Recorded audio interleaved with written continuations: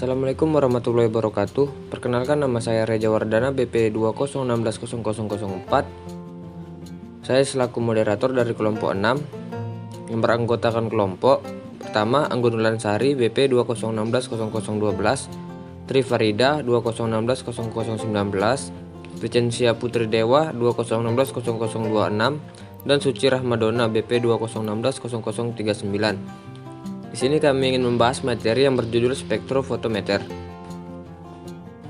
Yang pertama, pengertian. Spektrofotometri merupakan salah satu jenis teknik dari spektroskopi yang mempelajari tentang absorpsi dan emisi radiasi dari suatu senyawa. Radiasi tersebut didasarkan atas gelombang elektromagnetik dengan kecepatan meter per detik. Gelombang elektromagnetik tersebut dapat diketahui panjangnya gelombangnya dari spektrum sinar yang dibiaskan. Spektrum tersebut dibagi menjadi dua, yakni cahaya tampak dan cahaya tak tampak. Alat yang bertindak untuk spektrofotometri disebut spektrofotometer. Spektrofotometer merupakan alat yang digunakan untuk mengukur absorbansi dengan cara melewatkan cahaya dengan panjang gelombang tertentu pada suatu objek kaca atau kuarsa yang disebut kuvet. Sebagian dari cahaya tersebut akan diserap dan sisanya akan dilewatkan. Nilai absorbansi dari cahaya yang dilewatkan akan sebanding dengan konsentrasi larutan di dalam kuvet. Selanjutnya, jenis spektrofotometri. Pertama, spektrofotometer visible atau spektrovis. Pada spektrofotometer ini yang digunakan sebagai sumber sinar atau energi adalah cahaya tampak atau visible. Cahaya visible termasuk spektrum elektromagnetik yang dapat ditangkap oleh mata manusia. Panjang gelombang sinar tampak adalah 380 sampai 750 nanometer, sehingga semua sinar yang dapat dilihat oleh kita, entah itu putih, merah, biru, hijau, dan lain-lain. Yang kedua yaitu spektrofotometer UV atau ultraviolet. Berbeda dengan spektrofotometer visible, pada spektrofotometer UV berdasarkan interaksi sampel dengan sinar UV. Sinar UV memiliki panjang gelombang 180 sampai 380 nanometer. Sebagai sumber sinar dapat digunakan lampu deuterium. Deuterium disebut juga UV hidrogen. Prinsip dasar pada spektrofotometri adalah sampel harus jernih dan selalu sempurna dan tidak ada partikel koloid apalagi suspensi. 3.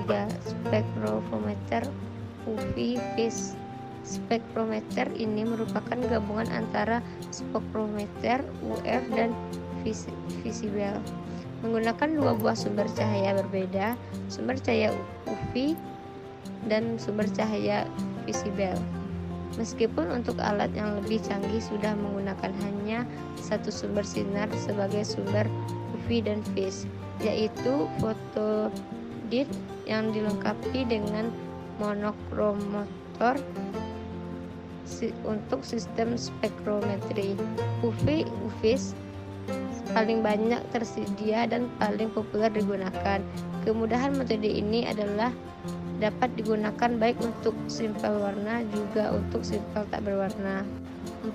Spektrometer IR atau infrared. Dari namanya sudah bisa dimengerti bahwa spektrometer ini berdasar pada penyerapan panjang gelombang inframerah. Cahaya inframerah terbagi menjadi inframerah dekat, pertengahan, dan jauh. Inframerah pada spektrometri adalah inframerah jauh dan pertengahan yang mempunyai panjang gelombang. Bagian atau komponen spektrometer secara garis besar, spektrometer terdiri dari 4 bagian penting, yaitu yang pertama, sumber cahaya. Sebagai sumber cahaya pada spektrometer haruslah memiliki pancaran radiasi yang stabil dan intensitasnya tinggi. Sumber energi cahaya yang biasa untuk daerah tampak ultraviolet dekat dan inframerah dekat adalah sebuah lampu pijar untuk kawat rambut terbuat dari wolfram. Lampu ini mirip dengan bola lampu pijar biasa. Daerah panjang gelombang adalah 350 sampai 2200 nanometer. Selanjutnya ada monokromator. Monokromator adalah alat yang berfungsi untuk menguraikan cahaya polikromatis menjadi beberapa komponen panjang gelombang tertentu yang berbeda atau terdispersi. Selanjutnya ada kuvet.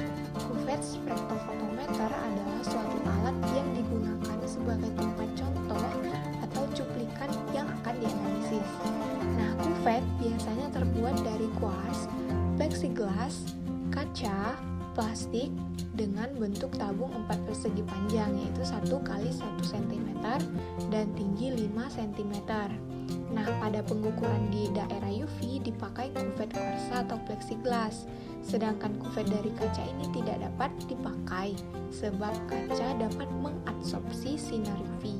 Semua macam kuvet dapat dipakai untuk pengukuran di daerah sinar tampak atau visible. Selanjutnya ada detektor. Peranan detektor penerima adalah memberikan respon terhadap cahaya pada berbagai panjang gelombang. Detektor akan mengubah cahaya menjadi sinyal listrik yang selanjutnya akan ditampilkan oleh penampil data dalam bentuk jarum penunjuk atau angka digital. Nah, dengan mengukur transmitan selarutan sampel, dimungkinkan untuk menentukan konsentrasinya dengan menggunakan hukum Lambert-Beer. Adapun prinsip kerja dari spektrofotometer. Spektrofotometer bekerja dengan cara mengukur jumlah relatif cahaya dari panjang gelombang yang berbeda yang diabsorpsi dan ditransmisikan oleh suatu senyawa. Hukum Lambert-Beer mengatakan bahwa intensitas suatu cahaya yang diserap berbanding lurus dengan konsentrasi senyawa. Semakin besar suatu konsentrasi, maka semakin besar nilai absorpsinya. Dengan adanya hukum ini, maka dapat dirumuskan nilai absorpsi dengan persamaan berikut.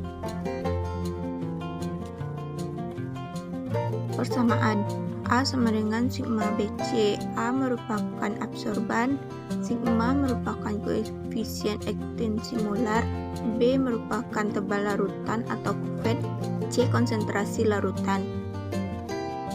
Hal-hal yang harus diperhatikan sebelum menggunakan spektrofotometer. 1. Mencari reaksi yang spesifik. 2. Bekerja pada lambda maksimal. 3. Linearitas. 4. Stabilitas warna. 5. Pelarut. 6. Kesalahan relatif. Keuntungan spektrofotometer. 1. Dapat dipergunakan untuk banyak zat organik dan anorganik. Ada kalanya beberapa zat harus diubah untuk menjadi senyawa berwarna sebelum dianalisa. 2. Selektif. Pada pemilihan kondisi yang tepat dapat dicari panjang gelombang untuk zat yang dicari. 3. Mempunyai ketelitian yang tinggi dengan kesalahan relatif sebesar 1% sampai 3%. Tetapi kesalahan ini dapat diperkecil lagi. 4. Dapat dilakukan dengan tepat dan cepat. Mungkin cukup sekian hasil presentasi dari kami. Jika ada salah dan kurangnya, saya selaku moderator mohon maaf. Saya tutup. Assalamualaikum warahmatullahi wabarakatuh.